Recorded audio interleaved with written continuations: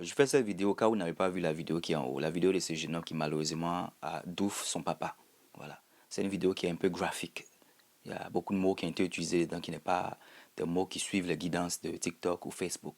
Donc je fais cette vidéo pour vous expliquer. Ce petit qui se faisait questionner par un monsieur qui lui demandait au fait ce qui s'est passé par rapport à ce qu'il a eu à faire. Il a d'où son père. Son père était couché dans la chambre. Il a pris le truc de la cuisine.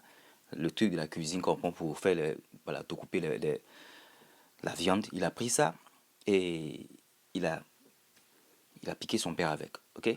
Et ce que j'aurais appris, le petit n'a pas dit dans la vidéo, mais ce que j'aurais appris, ça a atteint le cœur de son père. Et son père, malheureusement, il est tombé, il a été emmené à l'hôpital, et malheureusement, voilà, le père a déjà. Donc, le jeune homme, il ne sait pas.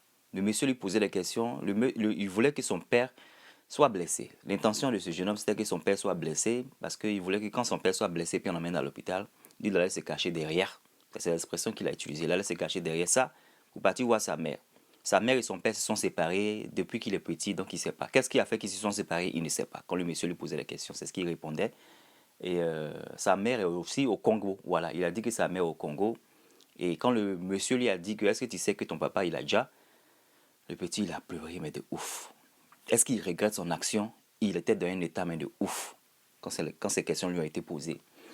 Et les gens du quartier aussi l'ont d'abat, je crois c'est ce qu'il a eu à dire quand sa maman est partie à l'hôpital. Je ne sais pas s'il parle de sa mère, qui est la femme, la conjointe de son papa, ou bien il parle de sa vraie mère. Cette partie-là était un peu, it was a bit confusing here. Cette partie-là était un peu confuse. Donc, anyway, les gens du quartier l'ont d'abat parce que voilà, par rapport à l'action qu'il a fait. Je pense pas que c'était au moment où ils ont pris drap que le monsieur avait déjà. Ou bien peut-être c'est au moment qu'ils ont pris drap.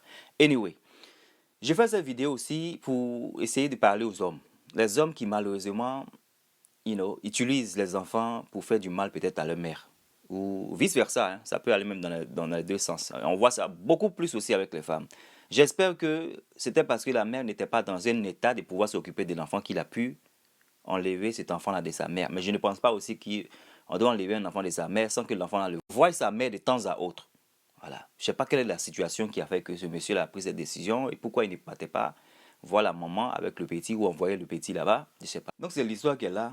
Voilà. On ne sait pas au juste si c'est parce que la maman n'était pas une mère capable que le père il a pris cet enfant-là. Mais ce n'est pas une raison. Même si ce n'est pas une mère capable, de temps à autre, avec une supervision, il pouvait quand même faire que son fils allait voir la maman parce que la maman est définitivement une femme qui manque à ce petit.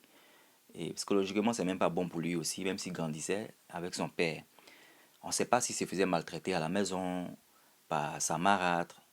On ne sait pas aussi si c'était le papa qui était peut-être méchant, parce que voilà, on sait que c'est vice-versa. Hein. Des mamans, des fois, partent avec les enfants, ou des fois, c'est les papas qui partent avec les enfants. Moi, je préfère même qu'une mère parte avec les enfants qu'un père parte avec les enfants, parce que pour moi, la mère, elle est maternelle.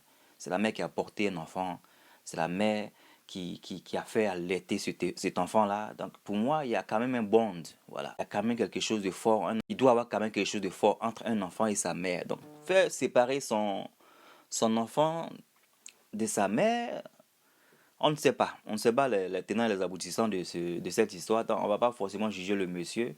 Mais s'il y a des gens qui sont dehors, qui font ce genre d'action pour faire mal à la femme, ou vice-versa, des femmes pour faire mal au monsieur, c'est pas des choses à faire. C'est pas des choses à faire parce que dans le cas de ce petit-là, bien qu'il a eu à avoir une action qui est vraiment une action grave, on ne sait pas comment son mental était. On ne sait pas quel abus aussi il recevait là-bas. On ne sait pas aussi comment il se faisait traiter par son père. On ne sait pas la rage qu'il avait de vouloir voir sa mère pour pouvoir lui expliquer beaucoup de choses, mais il n'avait pas l'occasion peut-être de le faire. On ne va pas forcément le juger. Ça m'a fait vraiment très mal quand on l'a pris et on l'a menotté et tout ça. Parce que je pense qu'il y a quelque chose de plus deep que ça. Pour que quelqu'un ait cette rage de vouloir même essayer d'égratiner son papa, c'est que cette personne-là souffre d'un petit problème psychologique. Et je ne veux pas blâmer le père ici parce que vous savez qu'il n'est plus de ce monde et on ne sait pas, comme je l'ai dit, le tenant et l'aboutissant de cette histoire. Mais il faut qu'on fasse attention parce que voilà, malheureusement, ça peut être des petits démons que nous sommes en train de créer. Pas pour dire que c'est le cas du petit, mais ça peut être des petits démons que nous sommes en train de créer involontairement, dans la vie d'aujourd'hui. Voilà.